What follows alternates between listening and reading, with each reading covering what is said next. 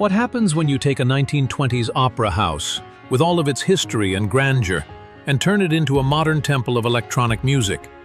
Well, you get Opera Nightclub, an Atlanta legend that wasn't just another venue, it was a full-blown spectacle.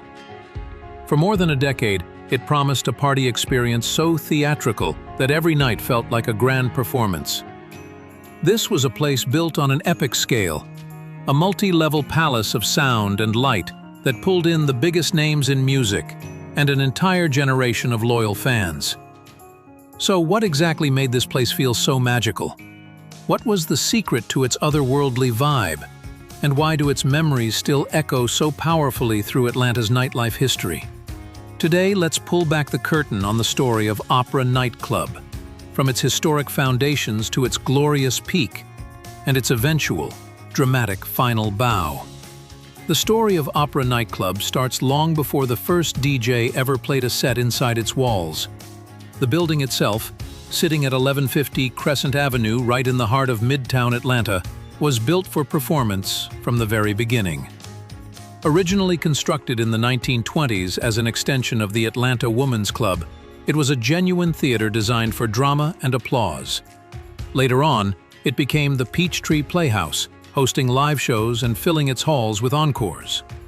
Even in its earliest days, the building had the architectural bones that would one day make it a legendary nightclub. It had a soaring, 100-foot domed ceiling, a massive main floor, and tiered levels that felt like they were made for an audience. This wasn't just a building. It was a natural amphitheater for whatever came next. Throughout the mid-20th century, the address remained a fixture in Atlanta's culture, even housing an infamous nightclub called Petrus in the 1970s, which was a little hint of the high-energy future waiting for it.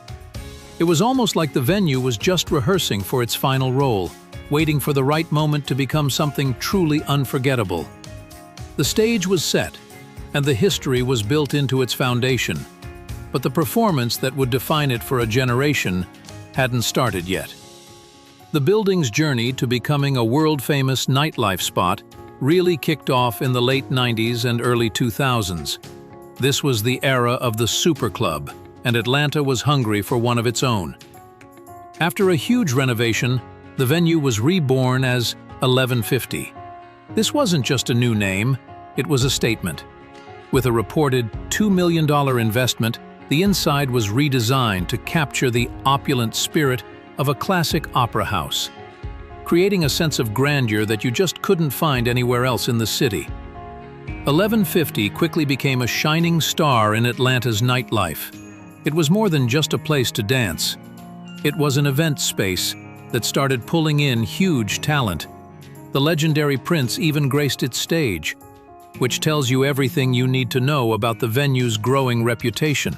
People flocked to 1150 for the immersive atmosphere, that feeling you were stepping into another world dedicated to music, energy, and a shared experience. This is when 1150 Crescent Avenue really cemented its reputation as a premier destination, a place where unforgettable nights weren't just a possibility, but an expectation. The formula was working, the crowds were hooked, and the foundation of a legacy was being built. But even this incredible chapter was just the opening act for the grand opera that was about to begin. In 2007, the venue closed its doors as 1150, but not for good. It was for its most ambitious transformation yet. After a $2.5 million renovation, it reopened as Opera Nightclub. The name was perfect, reflecting its new identity: classy, upscale, and completely theatrical. The goal was simple: to create a new standard for nightlife in Atlanta, where every single person felt like they were part of the show. Just walking into opera was an experience. It was a sensory overload in the best way imaginable. The design beautifully blended old-world elegance with modern energy. The main room was the centerpiece, a massive dance floor sitting under that majestic 100-foot domed ceiling, essentially creating a cathedral of sound. From above, VIPs could look down from authentic opera boxes on the mezzanine, giving them a perfect view of the chaos below. But the club's real genius was in its multiple environments. You could wander from the main room into the gallery, find a more chill vibe in the lounge, or step outside into the cabana, an outdoor patio oasis with fountains, greenery, and a stunning view of the midtown skyline.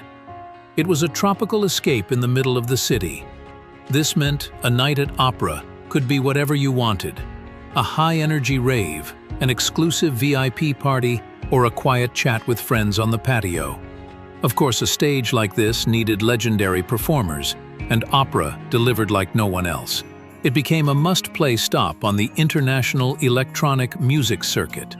The world's biggest DJs, names like Tiesto, Armin van Buuren, and Paul van Dyk, all made opera their Atlanta home, drawing huge crowds and solidifying the club's reputation as a top music destination in the country.